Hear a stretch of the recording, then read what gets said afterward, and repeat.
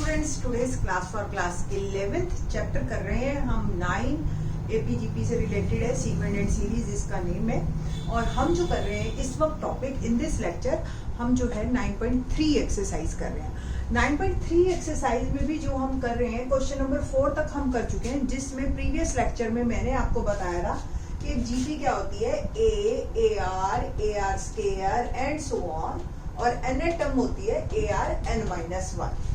In this lecture हम आपको बताएंगे कि इसी सीक्वेंस में और टर्म्स कैसे निकाली जाती हैं and sum of a GP. ठीक है, तो ये दोनों तीनों आपको बातें इन दिस लेक्चर पता चलेंगी। लेट्स स्टार्ट क्वेश्चन नंबर 5 का फर्स्ट पार्ट देखते हैं हम। क्या है 5 का first part? Which term of the following sequence is, देखो ये एक सीक्वेंस दे रखी है आपको और इस 128 किस नंबर पे आएगा ये पता करना है। आप देखें ध्यान से, तो इसमें जो ये एक जीपी है। फर्स्ट ऑफ ऑल आपको वहां पे नहीं पता कि एक्सरसाइज 9.3 का क्वेश्चन है या 9.2 का क्वेश्चन है। ठीक है, आपको जो है पहले ये पता लगाना पड़ेगा कि ये एपी है या जीपी है। ठीक है, तो आप ध्यान से देखो, √2 से मल्टीप्लाई हो रहा है, यहाँ पे ऐड नहीं हो रहा। ठीक है, सेम यहाँ पे फिर √2 से मल्टीप्लाई होगा तो √2 2 जा 4।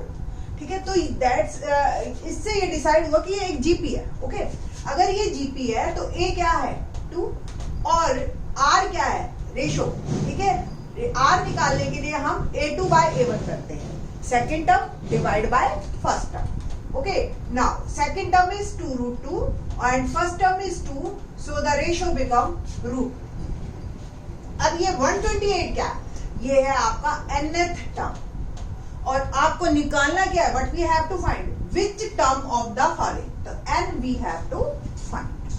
ठीक है जी, तो an का formula as I told in previous lecture, और an इज ARn माइनस 1, तो ARn minus 1। an is 128, a is 2 and r is √2 n minus 1। Simple values put की है मैंने और कुछ भी नहीं किया। इस 2 को मैं डिवाइड में लेके जाती हूँ और √2 को मैं लिख सकती हूँ 2 raised to power 1/2 और n minus 1 बाहर है। Okay, now 128 divide by 2 cut कीजिए, 64 आ गया हमारा और ये आ गया 2 raised to power। एक्सपोनेंट्स राज क्या कहते हैं कि इफ 2 ये a raised to power m और n then powers are multiplied, है ना, तो 2 raised to power n minus 1/2। अब यहाँ पे जो है मैंने 64 को 2 की पावर में लिखना है। आपको याद ही होनी चाहिए 2 की पावर 10 तक तो आप अच्छी तरह से याद कर ही लीजिए। 2 4 8 16 32 64 128, ठीक है, 256 512, तो 1 2 3 4 5 power 6 power 7 power 8 power 9 power और 10 पावर। यहां तक 2 की पावर्स तो आप अच्छी तरह से याद कर लीजिए इसको। ठीक है, जीपी करने से पहले। ओके, तो 64 can be written as 2 raised to power 6 और 2 raised to power n minus 1। If bases are same, having equality sign, then powers are also equal. So by comparison, 6 is equal to n minus 1/2. So n minus 1 is 12 and n become 12 plus 1 is 13. So my answer of this particular part of question is जो है 13 terms जो है वो 13th term जो आएगी वो हमारी आएगी 128। ठीक है जी, नाउ नेक्स्ट क्वेश्चन बी, √3 3 3 √3। अब देखो रूट से स्टार्ट हुआ है। ठीक है, नाउ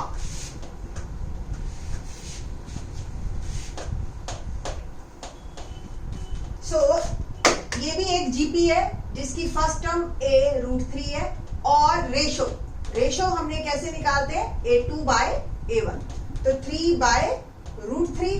अब 3 को आप क्या लिख सकते हैं 3 की पावर 1 और रूट को 3 की पावर 1/2 और 1 minus 1/2 आ गया 3 की पावर 1/2 और we can say that the ratio is √3। ठीक है जी, तो रेशियो मेरा √3 आ गया है।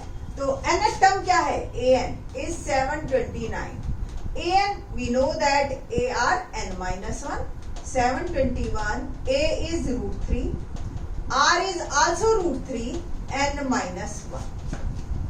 अब देखो आप इसको पावर को ऐड कर दो, बेटर है, दोनों सेम है, root three 1 plus n minus 1. If bases are same, having multiply sign, then by exponents laws powers are added. ठीक है, तो root 3 raise to power n और 729 को भी आप 3 की पावर में लिखने की कोशिश कीजिए. एक बार 3 की पावर भी बना देते हैं. 3, 9, 27, 81, आगे क्या आएगा 243.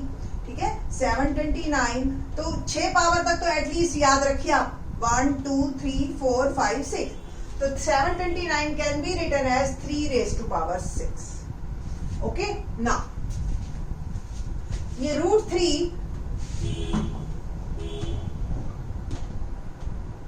यानी कि 3 की पावर 1/2.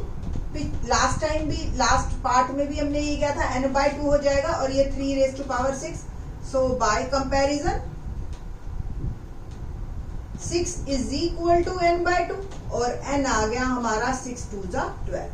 तो 12th टर्म जो आएगी मेरी वो आएगी 729 इन दिस जीपी. ठीक है, नाउ क्वेश्चन नंबर 5th का थर्ड पार्ट यानी कि सी पार्ट.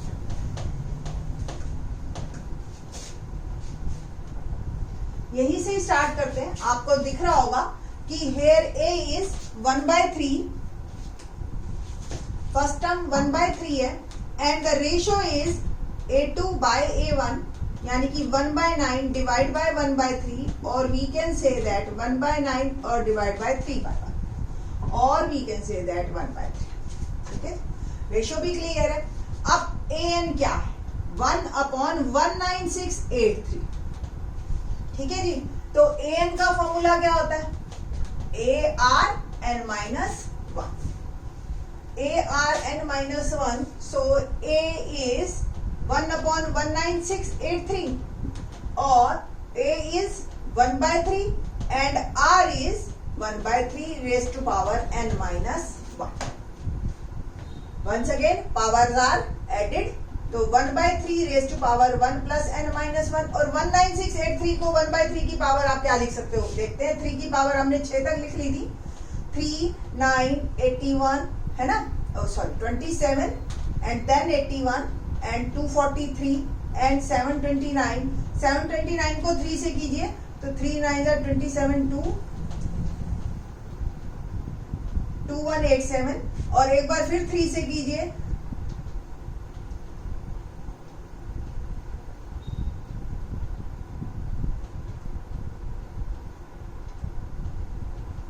6561. ठीक है जी, एक बार फिर 3 से कीजिए.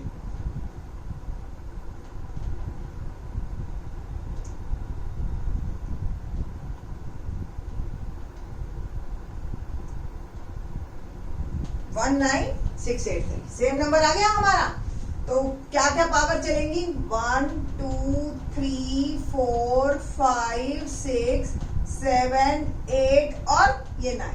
It means 1/3 raise to power 9 is equal to 1/19683. तो 1/3 रेज टू पावर 9 और यहाँ आ गया 1/3, ये 1 से 1 cancel n. So by comparison 9 is equal to n. Simple. तो लास्ट वाला तो स्टेप हमारा बहुत छोटा हो गया, बट एक बार को 19683 पे पहुंचना ही भारी हो जाता है, नो डाउट. ठीक है जी, तो क्वेश्चन नंबर देखते हैं नेक्स्ट 6th. और जीपी में किस टाइप के क्वेश्चन आते हैं. तो हमने अब तक जो क्वेश्चंस किए हैं, हमें a पता होता है, r पता होता है, या तो हमने an निकालना था, n दे रखा था, या अब तक हमने जो क्वेश्चन किया है कि an दे रखा है और n निकालना है. ठीक है जी, ए और आर भी आ सकता है डिफरेंट टाइप में. ठीक है, क्वेश्चन नंबर 6 देखते हैं. क्या है question 6? For what value of x the number